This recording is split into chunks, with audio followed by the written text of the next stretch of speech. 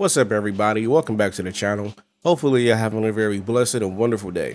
Today's video topic has been changed from its original format. We were originally going to discuss the gear and loot information that we got from the second Insider episode, but now I want to talk about the massive shift in balance that a certain character has caused in the Arkham community. Now, that gear recap video is still coming though. Don't worry, I just pushed it back a little bit. The character that we're going to be talking about here today is one of the support characters that will be involved with our gear going forward in the game, but the same character has pretty much caused a massive disruption in the community. From people jumping to PEDO accusations. I'm not saying the whole word because I don't know if I can on YouTube. I'm not finna risk it. Y'all can spell it out for yourselves. We've gone from that to forgotten powers and plot lines, false sacrifices, other Arkham creators quoting my tweets and deleting them after realizing it was wrong about something. The past 2 days has just genuinely been a mess as a whole, so let's go ahead and talk about it. Kid Ivy, which is what I'm calling her, and well, a lot of other people, is the reincarnation of Poison Ivy. She was revealed in the second Insider episode to be back after 5 years, and she's running around Metropolis after escaping from Luthor, who was holding her captive in order to make weapons against Brainiac. Now, Ivy's plant toxins are a serious shift in the fight against Brainiac because his forces are very susceptible to plant toxins, as she explained to the squad, so she's definitely going to be a major character in the plot moving forward. Now, her reveal made a lot of people go nuts, and I made a Twitter post about that, right? At the time of me recording this is how that post is currently doing. It's like 60% of people agreeing with me, 20% complaining about how, you know, her being a child now is weird for various different reasons. It's 10% upset at, you know, for some reason this somehow messes with the sacrifice that she had in Arkham Knight, and that final 10% that just hate the game, but for some reason, you know, they feel the absolute need to let me know that. I just ignore them. Now, I'm gonna tackle all this stuff in order, starting with the PEDO accusations. So this is one reason for why people are upset, right? And it's because Ivy is back as a kid instead of an adult. And whenever people see Ivy and Harley together in the same project, whatever it may be, there's usually something going on between them. Now, I can't really blame them on that front because over the past decade, that's definitely been the case. Ivy and Harley have become a lot closer as characters and have even been together on multiple occasions. Now, they're currently dating in the Harley Quinn show. There's one big issue here though, right? And is that Harley and Ivy were never defined to have that type of relationship in the Arkhamverse before. Out of the past 4 games that I'm including, because I'm including Origins, out of the past 4 games, they have only interacted twice on screen. And the first interaction was real short. Funny enough, it's easier to tell that Selina and Ivy had more of a history in a relationship based off 1 game of dialogue than Harley and Ivy over the course of 2 games. There was nothing to suggest in either of their interactions that there were any romantic feelings at all, right? But for some reason, people are throwing PEDO shots at both Harley and Rocksteady. Like, let's be real. Some of y'all are really that disconnected that y'all believed this was an option on the table. Harley and Ivy in general have a very tight friendship that goes back years. In the early years, there was nothing romantic between them at all. They were just that comfortable with each other as close friends. You can go back and look at the animated series because that's a perfect example. There was no attraction there whatsoever. They were just very good friends. Now, this is a Harley who is seeing one of the only people in the world that she would do absolutely anything for at the drop of a hat come back from the dead, and is sad, annoyed, and shocked by the fact that not only is her best friend now, in the words of Deadshot, an eco-terrorist middle schooler, but she also doesn't remember her. Some of y'all are genuinely sick in the head, and I mean that to just outright jump straight to those accusations. Like, y'all gotta think before, like, y'all gotta edit words in y'all head before y'all just let shit fly out. Y'all gotta learn how to do that. Now, next up are her forgotten powers, right, in plot lines. So I'm gonna put this tweet back up, right, because again, this tweet really pissed off a lot of people. What I said, right, I'm gonna read the tweet. Hold up, I gotta zoom in because my eyes is bad. My eyes a little bad. Now, what this tweet said is that yesterday made it really clear how a lot of people aren't actual fans of the character, just the Arkham games. Say it with me, everybody, y'all too that's watching this video. Plants coming back from the dead is actual science. Kid Ivy pulled a baby Groot, for those who still don't understand fully. A lot of people also didn't like the fact that I brought up baby Groot as well. But the funny thing is, that's pretty much what this whole situation is.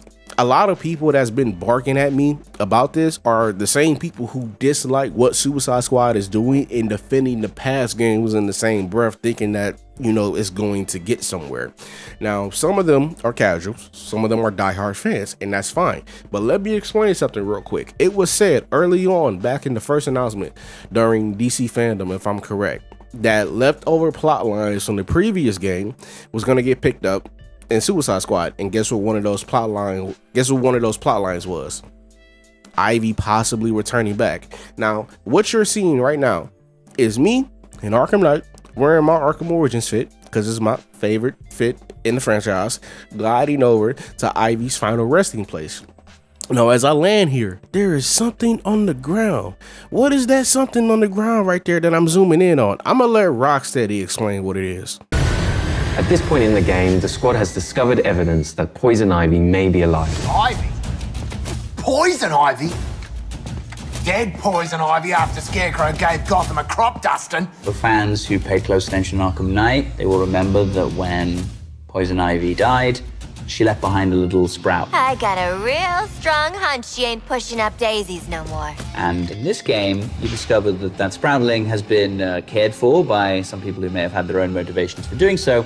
But in the chaos of Metropolis, she's escaped. Find her. Bet they explained it, right? So this sprout right here was the start of Ivy's resurrection. So they didn't just, this didn't come out of nowhere. They didn't just pull this out the hat. This was set up way beforehand, and it was left open-ended for Ivy's return if they ever wanted to bring her back in some capacity in case there was ever another game, and that's what's happening now.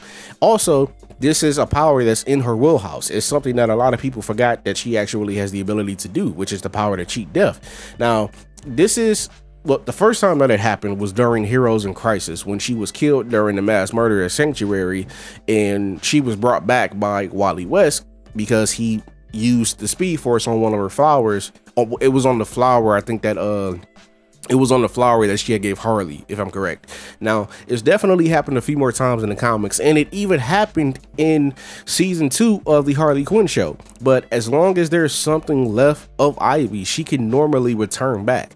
The only part of this that's not always concrete is exactly how long it will take. Unless she's connected to the green, like Swamp Thing, for example, that's a different story.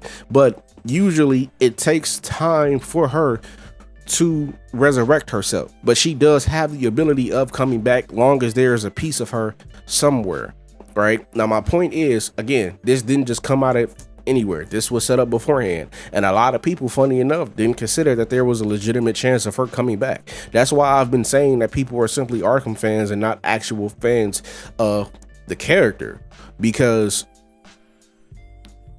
there's been people that have been agreeing with me, like, oh, okay, yeah, I could definitely see why this would be a possibility. Not even just because of the fact that, you know, Ivy is a damn plant and plants can grow again and come back to life, but also this is something that has definitely happened with her character multiple times, and in recent comics, that aspect of her power is definitely starting to be explored a lot more than before, right? Because this is a power that over, I would say, the past decade has started becoming more and more intertwined with her character as a whole. So next up, we got false sacrifices. Now, I won't really take too long with this one. So people are saying that Ivy's return here is disrespectful, and it completely undoes what Ivy did in Arkham Knight, which was giving her life to save the city from Scarecrow. But how? How is that disrespectful? How does it undo what happened? Because that Ivy is still dead. She's not the one that we're dealing with here. Kid Ivy is pretty much an entirely new person. The old Ivy was half plant, half human. King Shark says in the same trailer, the one you're watching right now, and it might not be this exact clip, but it's in this conversation right here. King Shark says that new Ivy is all plant and not meat, and makes a joke about it being a vegetarian option. In the very next sentence, Ivy then says that she doesn't remember Harley, but her pheromones do, right? The memories aren't there, but that friendly nature still is. It's kind of like how dogs can remember people by scent. Doesn't matter how long you've been gone. If the dog is able to smell you, it will be able to recognize that it's been around you before, right? And that will determine whether or not it's going to be friendly or if it's going to be aggressive with you. That's pretty much what is being presented here with Kid Ivy. Old Ivy is gone. She redeemed herself in her final acts, and her last words were literally, nature always wins. She's gone, and there's a new Ivy born from her ashes to take her place. Her sacrifice still holds up because she's the reason Gotham didn't turn into a fear state. Great book. Y'all should go read this, by the way. And she's also the reason that Batman was able to continue to fight against Scarecrow. Y'all show Ivy some goddamn respect and stop talking out the side of y'all neck. Now, the last part of this video is in regards to the constant back and forth between content creators that's been going on the past 2 days regarding the second Insider episode. I promise you, this is like the funniest thing out of everything that's happened, because in the weirdest way, it's legitimately been Marvel versus DC again. A lot of the people that's been on my side of the fence, defending the game, defending Kid Ivy, defending Rocksteady, defending other creators, a lot of us come from Avengers. Like, yeah, we've played the Arkham series and other DC related games before, but as creators, a good portion of us definitely do come from Avengers and other games. And a lot of other people on the other side of the fence are Arkham creators, and they're the ones that's been tearing down the game the most, which is funny enough. Now, over the past 2 days, I've seen people throw light jabs, sneak disses, right hooks. We got people dragging names through the mud, people getting blocked, harassed, people making quote tweets and then deleting them in 2 minutes flat because they didn't want a response back proving how wrong they was. We got accusations getting thrown around, people going back and forth over leaks that were not only altered to set up a fake picture of the game, but other stuff was also out of context. Side note, because I want to address this, and this is the only time I'm gonna talk about the leaks. I'm not gonna say what they are. This is just addressing them, period.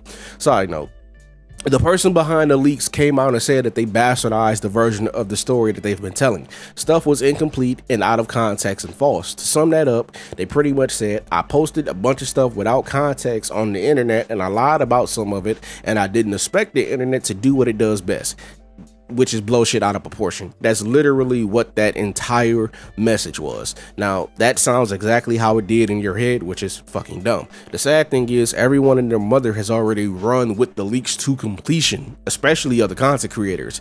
And the statement that he made, saying that he lied about a lot of this, will get drowned out by the lies that he created. It's horrible, but it's also a lesson. Don't read too far into anything and speak on it unless you have full context of the situation. Now, I'm not exaggerating anything it is that I've just said in like the past minute. Everything is true. It's legitimately been a weird past 2 days for no reason at all. And it's all happening simply because people like and don't like a game. Like, why can't that just be it? Right? You don't like it? All right, move on with your day. Instead, we got people going as far as pulling out defamation of somebody's character. Gaming is in a weird state. Gaming at this point in this, it's in a weird damn state. And if it's one thing that remains true, is that nobody really hates video games more than the people that play them. Because it's just, I don't know, man. Again, nobody hates video games more than the people that play them. That has become very apparent over time. Now, by the time you see this video, Suicide Squad is either 49 days away or closer to being in our hands. As always, I preach to not listen to any review sites. Don't listen to none of your friends. Don't listen to no social media platform or other content creators, me included, when it comes to telling you if whether or not you should buy this game. All I ask is that you give it a chance, because if you're even the slightest bit on the fence, we all know that seeing something and experiencing something for yourself are two very different things. You might not like Suicide Squad now. You pick it up, it might very well be one of your personal games of the year. Right? There's a chance that that is a possibility, but you wouldn't know unless you tried. And I say that every video is is literally what I've been preaching. Try it out for yourself. Decide whether or not you like it.